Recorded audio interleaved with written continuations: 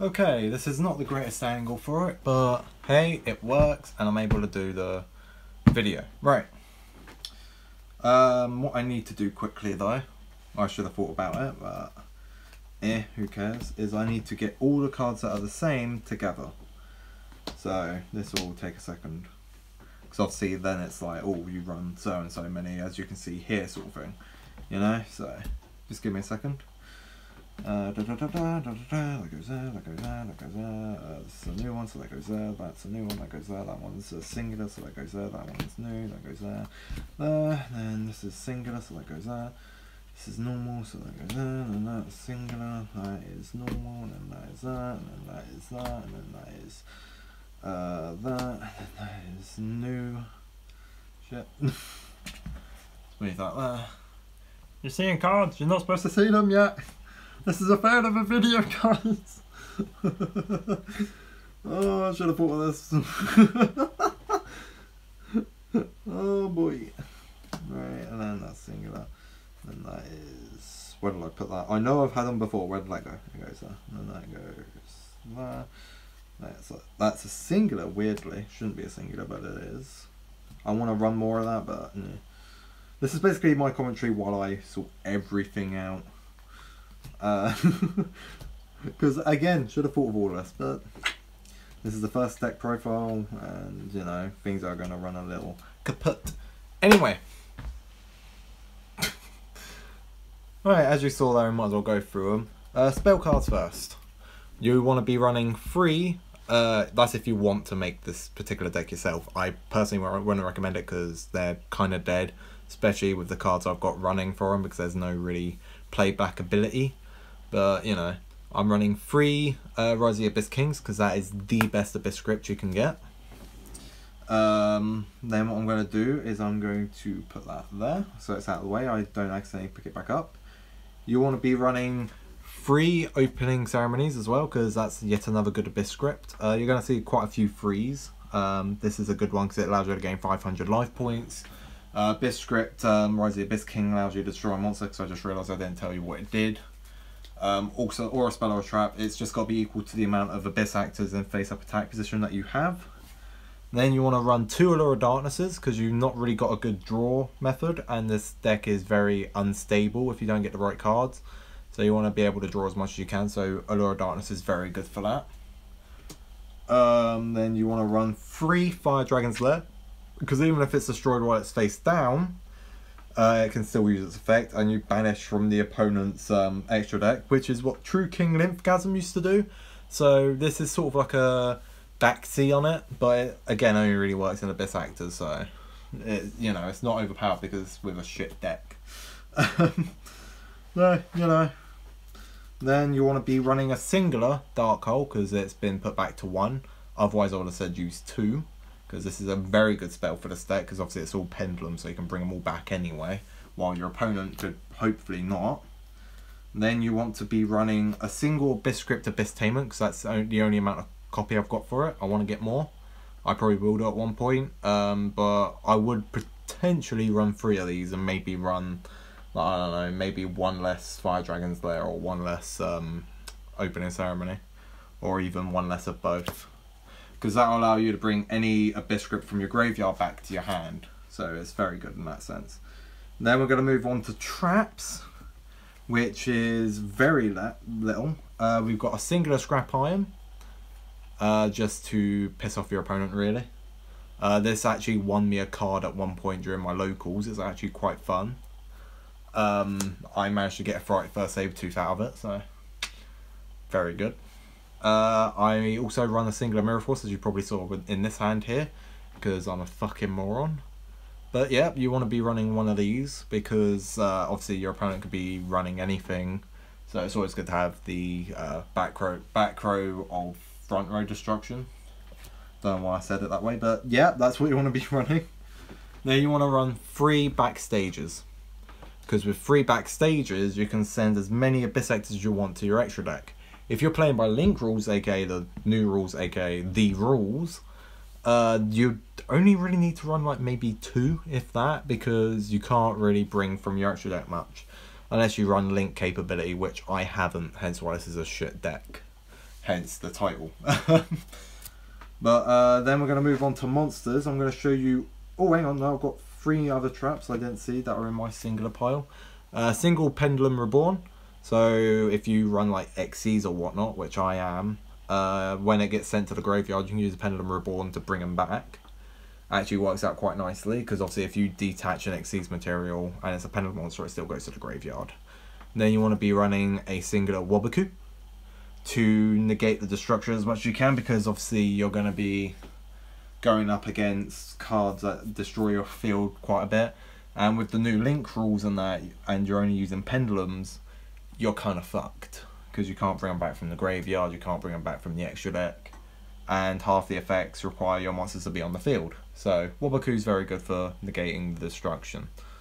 Then you want to run a single Dark Bribe to negate any spell or trap card effects once per turn. Well, not once per turn, but once. Very good effect for that. And yeah, that's all the spells and traps for definite this time. I'm an idiot. Right, now we go into the monsters. Go by the singulars, because they're the only ones that aren't Abyss Actors. So you want to run a single Maxi, again for draw power. Some people run 2 because it's not limited at the moment. It's semi-limited, if I remember correctly. And I don't see the point of it, because you want to be filling your deck with monsters more than spells and traps. Because the thing that you'll find with this deck quite a bit is you run into spells and traps more often than you do your monsters or your scales or whatnot. So you want to be able to draw as much while still keeping the monsters at a decent level. So yeah, you want to only really run 1 of those. Then run a single Ancient Lamp, because more of its flip effect. Obviously, the Jin is a stupid card to bring back, but this is basically a Man-Eater Bug, except it's a Spellcaster Wind, which ain't bad. So, you know, and plus I think Man-Eater Bug is one that attacks it, while this is just any monster. So it's actually very good in that sense. I could be wrong about Man-Eater Bug though. Then we're running into the other singular, which is somewhere. I don't know where the hell I've placed it, unless I've already gone through it. I shouldn't have already gone through it. Ah, there it is. Curtain Raiser. You only really want to be running 1, because A, I've only got 1, and B, its effect's not great. You only really want to be using it for its level, because even its scale is quite shit. So yeah, you only really want to be using it so you've got a spare level 4 you can use. That's still a Abyss Actor. Then, talking of level 4s, you want to be running 3 of each other Abyss Actor, including Leading Lady, which again is mostly for the level 4 fodder, but it's also got the life point effect, which is quite useful for your team. Then you've got Wild Hope. He is the essential to this deck, because otherwise you can't bring out Evil Heal or anything. This is basically, you can change any scale to a scale 9, other than its own, obviously, which means as long as you've got another monster on your other scale, you're fine, because this is a scale 2 and then the other one will be a scale 9, which means you've already got your scale set. You know, as long as you've got 1 Wild Hope. I like to try to run 2 if possible, because then you can do it where if one gets destroyed you still got a Wild Hope on the field, or if they do, I've been told you can use their monster effects when they've been destroyed in the Pendulum Zone. I might be wrong about that, but if you can, that means when it's destroyed you can special summon a level 4 Abyss Actor from your deck as well, which is perfect, because it's got a great pendulum effect plus special summoning effect. You want to be running 3 Sassy Rookies, because it's level 4 fodder, it's got a decent attack, and it can't be destroyed once per turn, which is perfect, because it means that basically you've got a monster on the field like for at least past turn 1. Not always, but quite often you do have at least 1 monster, just because Sassy Rookie's on the field. It's perfect for it.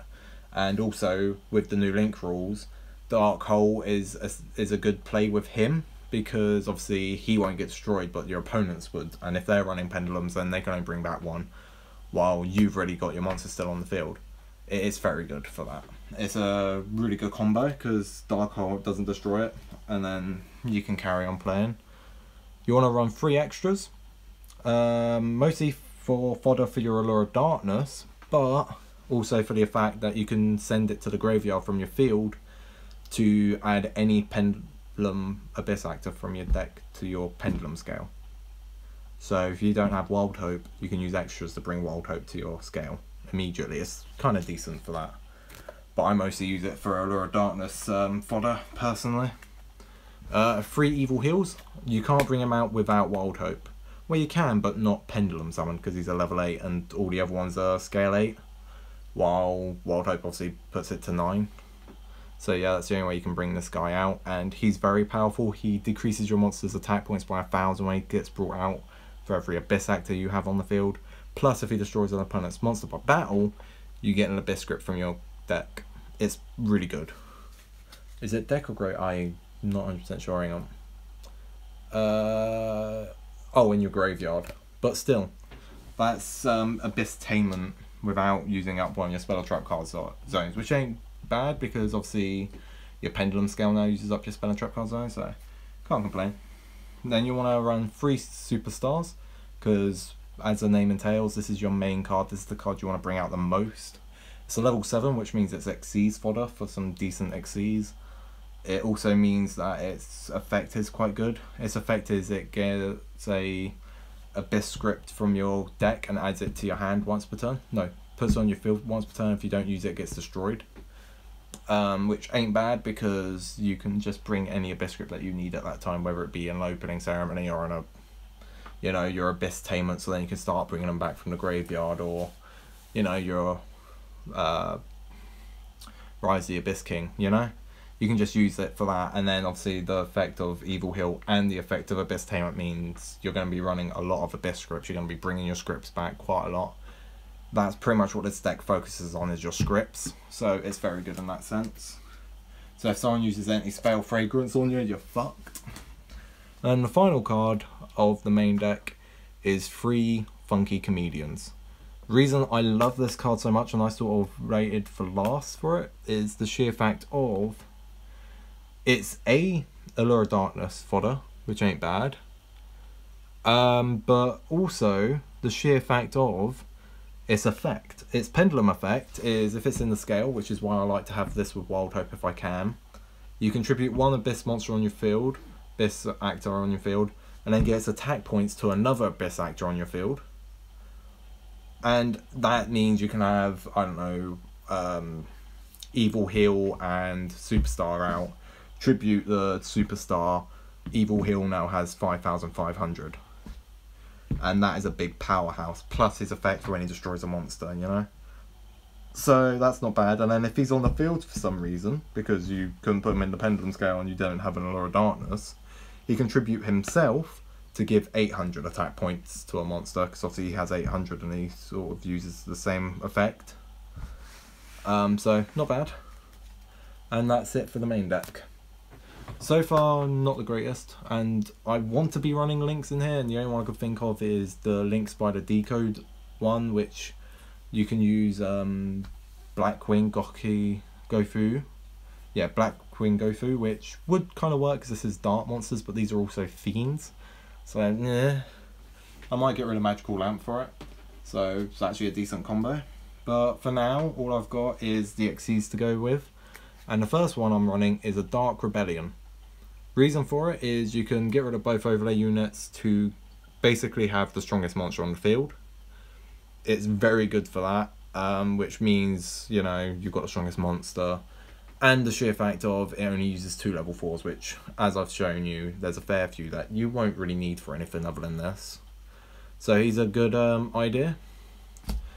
Also, we have a Castel, for the sheer fact of, you want to be running a Castel anywhere you can, if possible. But I run him in here mostly because he's able to get rid of some of the troublesome cards that some Abyss Actors sometimes can't get rid of. So monsters I can't destroy by battle, there's no destroy card effects other than Dark Hole in here. So Castel's quite good for getting rid of those picky cards, which I know quite a few of them can't destroy by battle nowadays, but that, sort of helps. And the final one, we have a Big Eye, which, come on, after I said level 7 Xyz fodder with Superstar, you kind of expected that. The reason for it is, well, you can once per turn take control of an opponent's monster, which can be perfect, because if they've got a Link monster or like a Proxy Dragon or whatnot, you can use this to use it for your own. You can then bring out your own other extra deck monsters, or bring back some of your Pendulums. So, you know, but all in all, I say it's not the worst deck, not the greatest deck, but it's not the worst deck. I've actually beaten a famous YouTuber's Exodia deck.